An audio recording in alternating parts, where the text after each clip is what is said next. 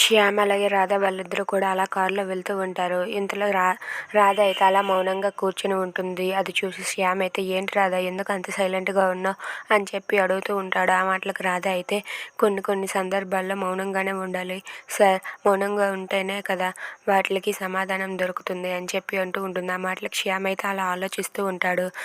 Sir మీకు విషయం చెప్పాలని చెప్పి అంటూ ఉంటుంది. ఏంటి రాధ చెప్పు అని చెప్పి అడుగుతాడు. ఆ మాటలకు రాధ అయితే రేపు ఈవినింగ్ మనం 5 o'clockకి ఒక దగ్గర కలవాలి అని చెప్పి అంటూ ఉంటుంది. మీరు వస్తారా అని చెప్పి అడుగుతుంది. ఆ మాటలకు శ్యామ్ అయితే ఏంటి 5 o'clock అని చెప్పి అడుగుతాడు. అవును సార్, ఈవినింగ్ 5 o'clock అని చెప్పి అంటుంది. ఆ మాటలకు శ్యామ్ అయితే రుక్మిణి చెప్పింది కూడా గుర్తుపెట్టుకుంటాడు. రుక్మిణి అయితే ఇలా చెప్తుంది శ్యామ్కి, రేపు ఈవినింగ్ 5 o'clockకి మనం ఒక చోటు కలవాలి, నువ్వు తప్పకుండా రావాలి, ఎక్కడికి రావాలనేది నీకు లొకేషన్ షేర్ చేస్తానని రుక్మిణి చెప్తుంది. ఆ మాటలు గుర్తుపెట్టుకున్న శ్యామ్ అయితే ఏంటి రుక్మిణి కూడా 5 o'clockకే కలుద్దామన్నది, ఇప్పుడు రాధ కూడా 5 o'clockకి బయటకు వెళ్ళాలంటున్నది అని చెప్పి అనుకుంటూ ఉంటాడు. ఇక రాధ అయితే శ్యామ్ని ఇలా అడుగుతూ ఉంటుంది.